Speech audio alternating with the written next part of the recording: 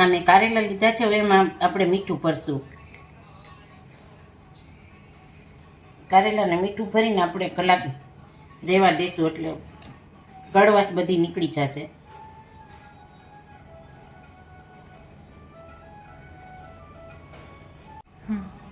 હવે આ બધા મીઠું ભરાઈ ગયું છે. હવે આપણે એને કલાક ઢાંકી રાખશું, એટલે બધું પાણી કડવાશ નીકળી જશે. પછી આપણે વરાળમાં એને થોડા બાફી લઈશું. આ તલ અને સિંગના દાણા બે રોસ્ટ કરી લીધા છે, અને ઠંડા થાય એટલે આપણે પોતરા કાઢી લેવાના, કાઢવા હોય તો. નકર આ શેકીને નાખશે ને તો એનો સ્વાદ સરસ આવશે. ને આપણે આ શેકાઈ ગયા છે. આ કારેલા મીઠું ભરીને આપણે રાખ્યા હતા. હવે આને સ્ટીમ કરવા આપણે મૂકીશું. 10 મિનિટ સ્ટીમ કરીશું એટલે આ સરસ પોચા થઈ જશે.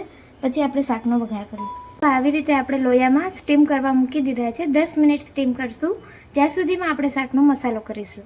હવે આપણે શાકના મસાલા માટે જે શેકાતા તલ અને સિંગદાણા, એ થોડો આપણો જે મિક્સ ચવાણું આવે છે એ, અને ગાંઠિયા, અને મારી પાસે અત્યારે ચોળી હતી લીલી અવેલેબલ, એટલે હું ચોળી પણ નાખીશ. જો તમારી પાસે જે પણ કઠોળ હોય એ લઈ શકો છો તમે, અધરવાઇઝ એ ઓપ્શનલ છે. ના પણ નાખો તો પણ ચાલશે. તો આ બધાને હું એકસાથે પીસી લઈશ, અને પછી આપણે એનો મસાલો કારેલામાં કરીશું. મસાલો દળી લીધો છે. હવે આપણે એમાં મસાલો કરશું. આપણે જે સૂકા જે મસાલા આવે છે એમાં હું 1 ચમચી લાલ મરચું નાખું છું. લાલ મરચું ઉપરથી પણ નખાય, અને આમાં પણ મસાલામાં પણ નાખી શકે. 1 ચમચું ધાણા જીરું, અડધી ચમચી હળદર, અને ચપટી હિંગ. અને આપણે મીઠામાં ભર્યા હતા ને કારેલા, એટલે હવે આપણે મસાલામાં થોડુંક જ મીઠું નાખીશું. સ્વાદ અનુસાર પછી તમારે ઉપરથી નાખી શકો છો, પણ મસાલામાં થોડુંક જ મીઠું નાખીશું. હવે આને બધાને હું મિક્સ કરી લઈશ. જો આ મસાલો મેં મિક્સ કરી લીધો છે. હવે મિક્સ કરેલા મસાલામાં થોડીક એવી ગળાશ, તમારા ઘરમાં જેવી ગળાશ ખાતા હોય એ પ્રમાણે નાખજો. હું ગળાશમાં ગોળ લઉં છું, ખાંડની બદલે. મેં થોડોસો ગોળ લીધો છે, અને લીંબુ લઈશું, થોડું લીંબુ. સ્ટીમ કરેલા કારેલા હતા, એ કારેલા અત્યારે સ્ટીમ થઈ ગયા છે. હવે સ્ટીમ કરવા માટે તમારે જોવાનું કે તમારું નખ આમાં બેસે છે તો સ્ટીમ થઈ ગયા છે, અધરવાઇઝ એ કાચા છે. અને આ મસાલો હવે આપણે એમાં ભરીશું. મેં થોડા મસાલામાં ધાણા પણ નાખ્યા છે, કોથમીર.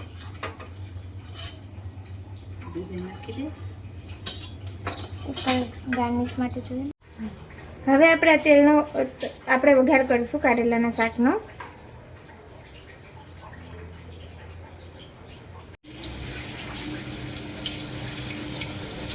મેં આમાં 4 ચમચી તેલ લીધું છે. થોડું આમાં તેલ વધારે હશે તો શાક સરસ લાગશે. હવે હું આમાં વઘારમાં જીરું નાખું છું.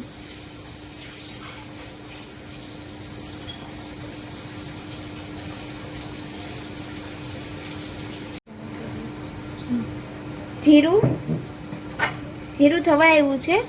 હવે હું એમાં થોડીક હિંગ નાખી છે, અને હવે એમાં હું હળદી પાવડર નાખીશ. હવે મેં આ કારેલાના શાક માટે પહેલેથી બટેટા સુધારી લીધા છે. હું બટેટા નાખીશ તેલમાં. હું પહેલાં બટેટાને ચડવા દઈશ, કારણ કે કારેલા આપણા સ્ટીમ થઈ ગયા છે, એટલે બટેટા ચડતા વાર લાગે. એટલે હું તેલમાં પહેલાં આને ચડાવી દઈશ, ને પછી આપણે કારેલા એડ કરીશું. હવે આપણે બટેટા ચડી ગયા છે. હવે એમાં હું ખટાશ માટે એક જ ટમેટું લીધું છે, 1 ટમેટું નાખી દઈશ. આ બધું મેં મોટું એટલે રાખ્યું છે, કારણ કે આપણે કારેલા પણ આખા છે ને, એટલે આ બધું મોટું રાખ્યું છે. હવે હું આમાં કારેલા એડ કરી દઈશ.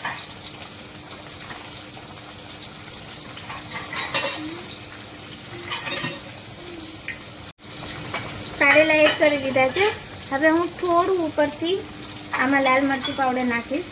જો તમે તીખું જેવું ખાતા હોય એ રીતે. મને થોડોક શાકમાં કલર હોય તો વધારે ગમે. હવે જે આ શાકનો આપણો મસાલો વધ્યો હતો એ પણ હું ઉપરથી નાખી દઉં છું, એટલે આપણું એકદમ શાક ગ્રેવીવાળું થશે. હવે આ શાકના મસાલામાં બધું નાખી દઉં છું, અને હવે આમાં આપણે બિલકુલ શાકમાં પાણી નથી નાખવાનું. આપણે ડીશની ઉપર પાણી નાખીને સ્ટીમ થવા દઈશું.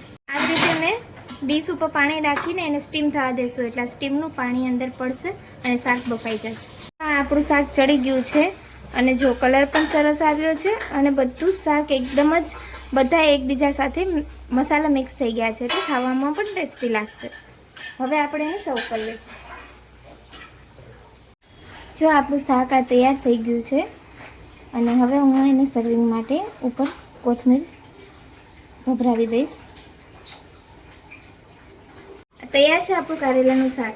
જેને કારેલા નહીં ભાવતા હોય ને એને પણ આ રીતે તમે કારેલાનું શાક બનાવશો તો બધાને જ ભાવશે, નાનાથી લઈને મોટાને બધાને. જો આ મારી રેસીપી ગમી હોય તો તમે મારી ચેનલને લાઈક કરો, શેર કરો, સબસ્ક્રાઈબ કરો.